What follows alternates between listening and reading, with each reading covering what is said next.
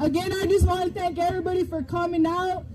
We are all here for the same reason. Whether you guys came for that free food or you guys came because you're in treatment, we're all here for the same matter, okay? Amen. Thank you so much for coming. I got a couple different community organizations out here. We got the Narcan table over here. I have the I'm Only Human podcast right here. We got UCC over here. We got my drug court family over here. And then, of course, all my guests that made this possible. Thank you so much for being here. 294 people die every single day of an overdose. That's way too many, okay? That's one person every 5 minutes. I asked a lot of you guys to send me pictures of your loved ones. They're all here on this banner right here. That's the whole reason why we're here. All right, I do this for my family. I got my whole family on this banner. If you guys did not know, I have my mom on there, my aunt, and my cousin. I do this for them. I do this for myself. I was in addiction. I'm about to be clean for 5 years next month. I'm 25. Hey, but we don't borrow time, so I'm still 4 years and 11 months clean. So, with that being said, I got a couple of guest speakers here today. One unfortunately got sick and could not make it, so I just wish she hope her the best. I still will shout her out, Miss Alice Pauser. We are all out here and we love you very much.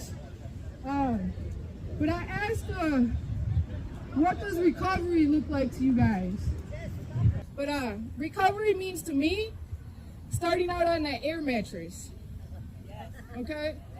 Starting out with nothing, with the clothes on your back, going to treatment every single day. I stayed in sober living for about 2 years and got my shit together. That was like very, very humbling experience, taking a bus to treatment, taking a bus to drug court, even though I had a car. And Miss Mercedes snitched on me, and my judge said, "Are you driving a car to here?" Yep. Parked there around the corner. No, I'm just kidding. But that's what recovery looks like for me. I gotta lighten up the party, right, guys? I gotta lighten up the party, right? I'm not a rapper, so I don't, But starting out on that air mattress was very hard. We didn't have anything. Now we got a fully furnished house, 2 cars, great jobs, because we cut everything off. In order to do what you have to do, you have to change your whole life around. And that's what I did. I started this channel about 1.5 years ago because I lost one of my close friends, Jennifer Lenz. Her sister is actually here today. But that kind of made me start going further with this channel, and then I started losing even more people. You guys think I'm doing something with this channel? I think I'm not. You guys are emailing me and telling me how good I am. I'm just being my stupid, retarded self. So I appreciate the support. Without you guys, none of this would be possible. Again, I'm just amazed at all the people that came out. I really appreciate you so much.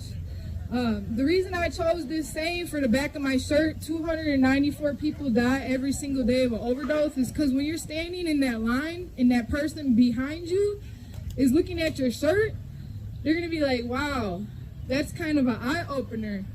Well, I would think. But that's how I'm going to be creating awareness with these t-shirts, because it's on the back of your shirt and everybody's going to see it who's standing behind you. I really don't have too much more to say. I just wanted to say thank you so much for the continued support. Thank you. I mean, without any of you, this would not be possible.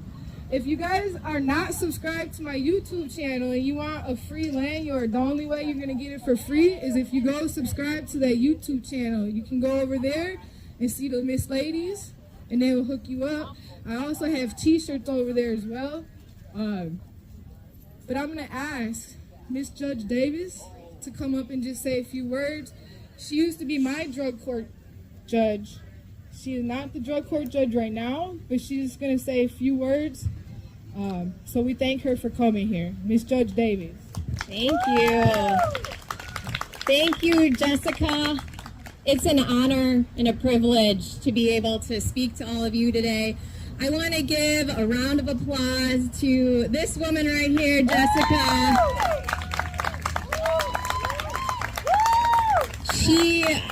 I got to know Jessica in our program, Drug Treatment Court. She was a participant, and as she likes to remind me, it only took me threatening her one time to get her act together, and she has gone on to graduate, and now she has done us so proud because she is just a shining example of first what it means to pay it forward. She is out in the community raising awareness about overdose and raising awareness about addiction and living a life of recovery. And I just thank you. You are an inspiration.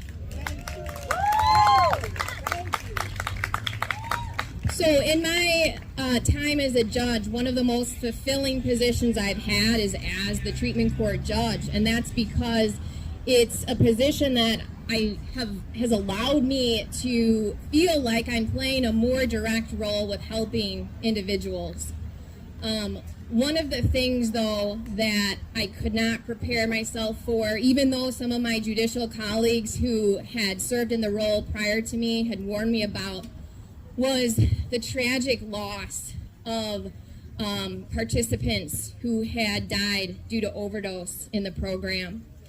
And it was heartbreaking because they weren't just a statistic anymore. These were people who I had grown to know, had developed a connection with. These were people, they were veterans, they were dog lovers, they were clothes designers, they were students, they were athletes, they were mothers, daughters, sons, fathers, and it was heartbreaking. So for me today, as part of this event, I take a moment to reflect and honor them, but I also want to take a moment to honor everyone here who is living that life of recovery. As a treatment court judge, I felt like I hopefully helped others, but the truth is that the participants are the ones who really impacted me in my life. And there's three main things that I learned from watching the participants in my program. One is courage, because it takes courage to do something new. Even though you know it's good for you, it takes courage to start a new habit, to start a new routine.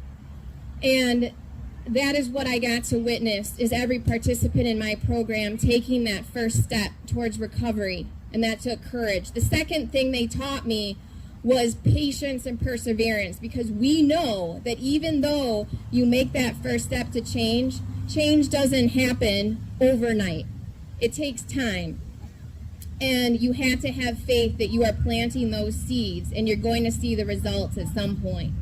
And the third thing that the participants taught me was resilience and self-forgiveness, because as we know, in anything we do, when we try to make a change, that path is not linear. You go 2 steps forward, 3 steps sideways, 2 steps back, up, down, wherever, but you got to get yourself back on track. And I learned from the participants to not beat yourself up, to not shame yourself, but to just get back on track and move forward. And those are some things that I took with me and I still take with me as a judge.